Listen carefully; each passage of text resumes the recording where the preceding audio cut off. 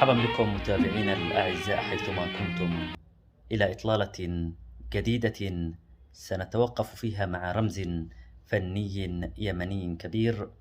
إنه الفنان أيوب طارش عبسي حفظه الله ورعاه.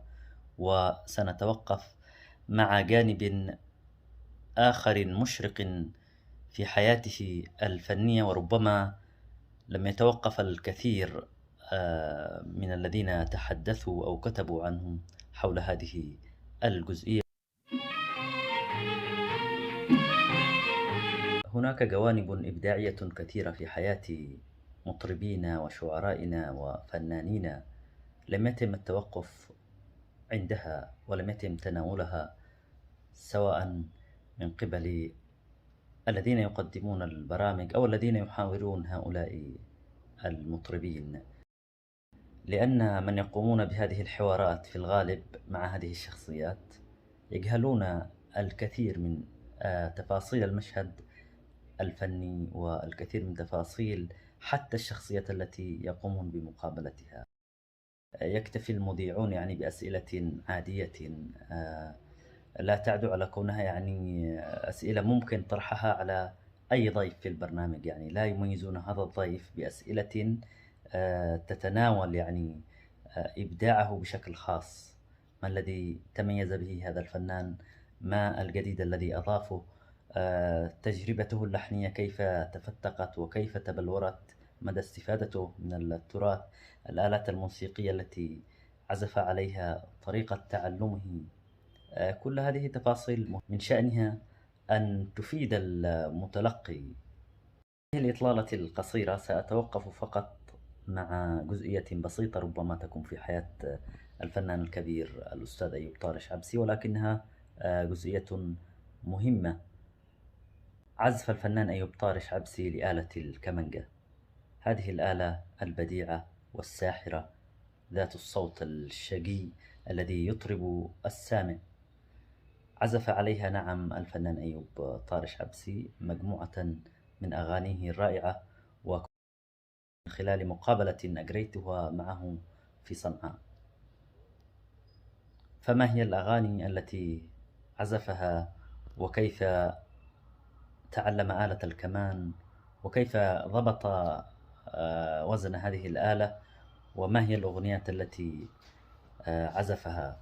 سيجيب علينا الأستاذ أيوب طارش في هذه المساحة الصوتية التي أتركها لكم.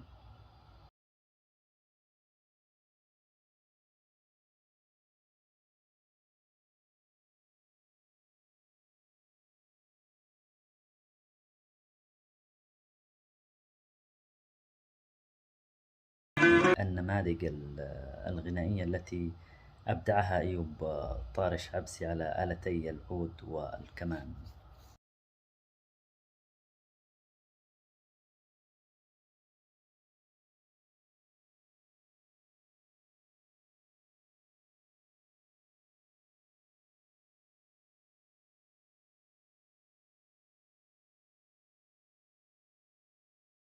الطفل تواقا إلى عوالم الفن، فبدأ بالعزف على آلة بسيطة مصنوعة يدويا من النحاس، وتسمى في بعض المناطق بالشبوة، وبحسب ما ذكر ذلك الأستاذ أيوب طارش عبسي وهو في صباه يتجول في أكناف القرية راعيا لأغنامه، أخذ يترنم ببعض الألحان الشعبية المحلية التي هي من إنتاج البيئة، فكان يرددها ويحاول عليها من خلال العزف على هذه الآلة المصنوعة من النحاس. بعد سفر فناننا الكبير أيوب طارش عبسي إلى عدن وإتقانه العزف على آلة العود، وله في ذلك قصة اقتنائه للعود ومشواره مع هذه الآلة وتعلمه ومحاولته الدؤوبة حتى تألق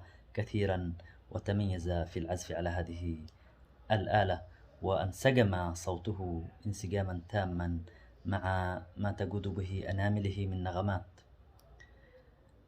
في تلك الفترة أيضا اقتنى الفنان أيوب طارش عبسي كمنجة وبدأ بمحاولة العزف عليها، وهنا الأستاذ أيوب طارش عبسي يسرد لنا تفاصيل تجربته مع آلة الكمان. أعتذر لرداءة التسجيل الصوتي لأنني قابلت الأستاذ أيوب طارش عبسي وسجلت تسجيلا بسيطا على جهاز التلفون. ولك محاولة على الكمان يا أستاذ أيوب أيضا؟ في كان محاولة على الكمان يعني أيضا في الكمان يعني كده بس هواية يعني ما عندنا ولا يعني بعض الأغاني البسيطة اللي ما تعرفوا بزاف هذا كنت كذا. كيف وجدت الآلة هذه يعني؟ وفي تسجيلات لي يعني عملتها لأغاني للشيخ محمد أحمد منصور. عليها عملت فيها كمانجة. أيوة أيها الليل كفانا مع الله. أضفت الكمانجة إلى العزف حقي الأول اللي هو بالعود. يعني هو نفس دخلت بعدين الكمانجة فيه. وانتشر. يعني في مسجلة مثلا تغني أغنية قديم مسجلة معي بالعود. أنا أمسك الكمانجة وأجيب الميكروفون وأنقل من هذا الشريط لهذا الشريط. تعزف أنت. مع إضافة الكمانجة حقيقي. تعزفه. والله معنى يعني زي ما شد الوتر. لا لا لا لا لا لا سهلت معايا جاءتها هذه التراكس. ويا أحبة رباط صنعاء برضو موجودة يمكن بالكمان وأيوة عزف نفس حق أيها الليل يعني نفس هي مشيت الشريط لآخر يعني وهو انتشر فعلا يعني لأن قلنا أوازنه مسبقا يعني ولا الهيدفون براسه أسمع العود والأغنية وأسمع حق الكمانجة. مضبوط. ضحى. الحمد لله. يمكن 3-4 أغاني كذا عملتهم. الحمد لله. بس معظمهم حق الشيخ محمد أحمد منصور لأنهم بالأغاني القديمة هذه اللي يشكل النجوم حالي ايش ما شو مسجل اللي فيها انا بمن داخل عذول وقبال. طبعا انا كنت اضبط الكمانجا حقي يعني مش صول ري صول ري صول يعني ري صول انا كنت اعمل يعني دو صول ري لا نفس العود. ايوه نفس العود. زي ما عندك العود عندك الكمانجا. يعني الاذن هي اللي تلعب دور.